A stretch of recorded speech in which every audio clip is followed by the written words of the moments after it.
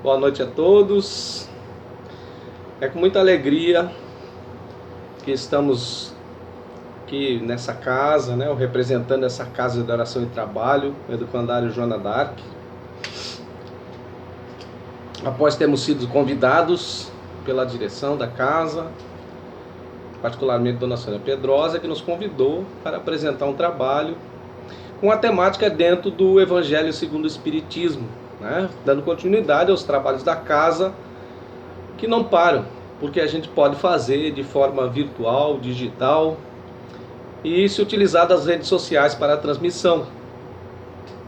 Então nós estamos aqui para apresentar um trabalho muito apropriado, muito bem escolhido, que é no capítulo 5 do Evangelho segundo o Espiritismo, tá?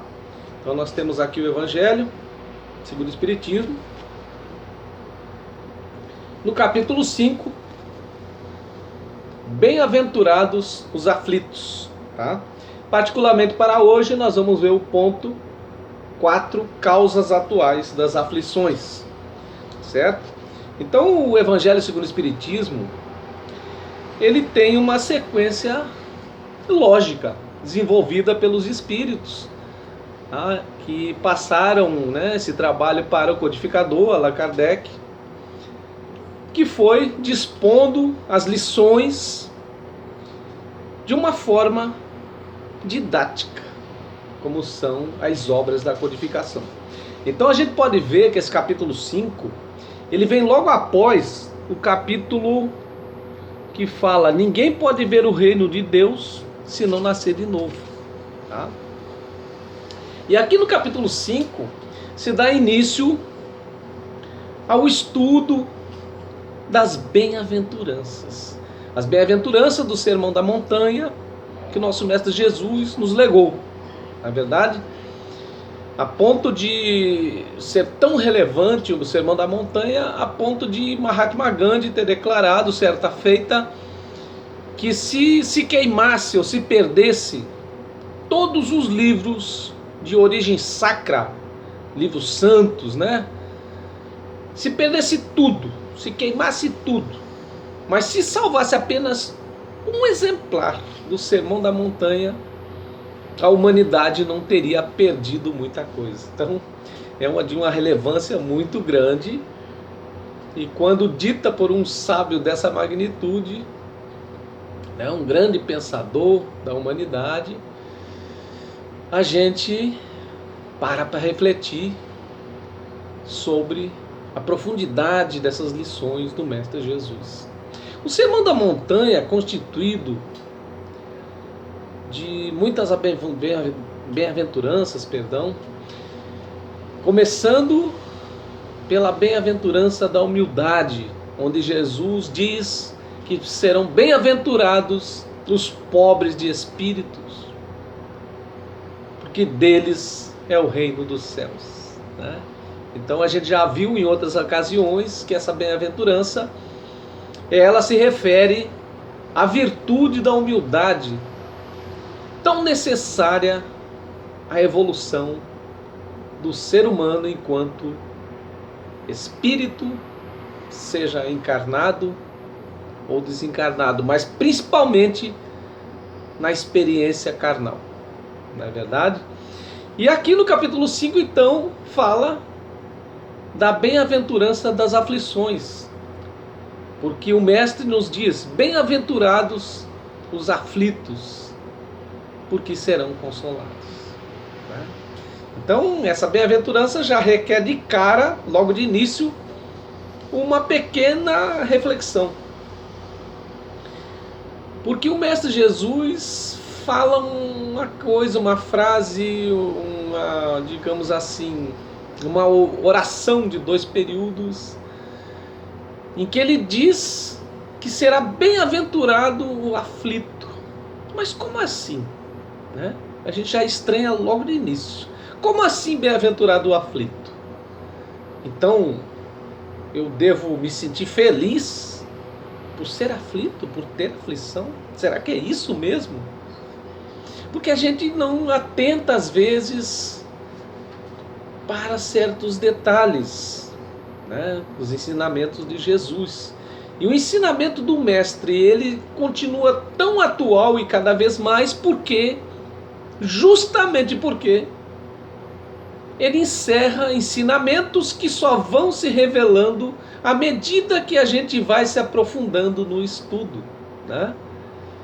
E o ensinamento do Mestre traz a grande característica para todos nós de apenas se revelar quando o estudo vem a ser completado pela prática. É quando a gente estuda e entende de acordo com a nossa capacidade e passa então a aplicar na nossa vida aquele ensinamento. Porque é muito fácil falarmos. Eu vir aqui, fazer um vídeo de meia hora, 1 hora, 2 horas, falar de todas as bem-aventuranças, todos os seus aspectos, e sair ali do púlpito ou do vídeo, da frente da câmera, e logo em seguida passar a não praticar aquilo que eu estava pregando. Porque a criatura humana, ela tem esse defeito. É fácil falar, né? Mas, voltando à nossa análise, então, será que é uma coisa boa? Então a gente tem que ser bem-aventurado, que significa feliz, né? Todos sabemos. Nós temos que nos sentir felizes.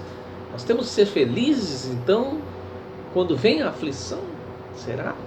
Ou quando vem a dor, ou sofrimento, que vai visitar todos nós? Tem uma vírgula. Ela diz: bem-aventurados aflitos, porque serão consolados. Então, tem uma consequência, né? E esse capítulo ainda, ele fala de muitas lições importantíssimas para essa compreensão. Porque aqui nessa bem-aventurança, nós vamos entender que está implícita a virtude da resignação. Assim como também está implícita a virtude da resiliência, né? Daqui a pouco a gente vai ver isso e vai entender melhor. Mas esse capítulo começa falando de justiça das aflições. Logo em seguida, causas atuais das aflições, que é o ponto de hoje. E na sequência fala de causas anteriores das aflições. Aí tem outros pontos como esquecimento do passado, motivos de resignação, suicídio e loucura e outros não menos relevantes. Mas como o nosso ponto é causas atuais, vamos analisá-lo de uma forma mais detida, né? A gente vai ler aqui um trecho da lição dos Espíritos que nos trouxeram essas informações com base na bem-aventurança das aflições. Então vamos lá. O que diz a lição então? Vamos começar então com as bem-aventuranças, que está logo ali no início do capítulo. É um trecho de Mateus. Bem-aventurados os que choram, porque serão consolados. Aí vem outras bem-aventuranças. Mas logo no ponto 2 diz: bem-aventurados vós os pobres, porque vós é o reino de Deus. Bem-aventurado vós que agora chorais, porque rireis. Então já é uma outra lá em Lucas, diferente de Mateus, né? Em Mateus fala aqui: bem-aventurados que choram, porque serão consolados. Já em Lucas ele fala: bem-aventurados vós que agora chorais, porque rireis, né? E em Lucas ainda diz: ai de vós ricos, porque tendes no mundo a vossa consolação. Ai de vós os que estáis fartos, porque tereis fome. E ai de vós os que agora rides, porque gemereis e chorareis. Então já é o reverso da moeda, né? Então vós que agora rides, gemereis e chorareis, né? Então é bom a gente atentar para essas consequências, né? Que significa que a uma ação vai corresponder uma reação, que a gente vai ver daqui a pouquinho na segunda parte.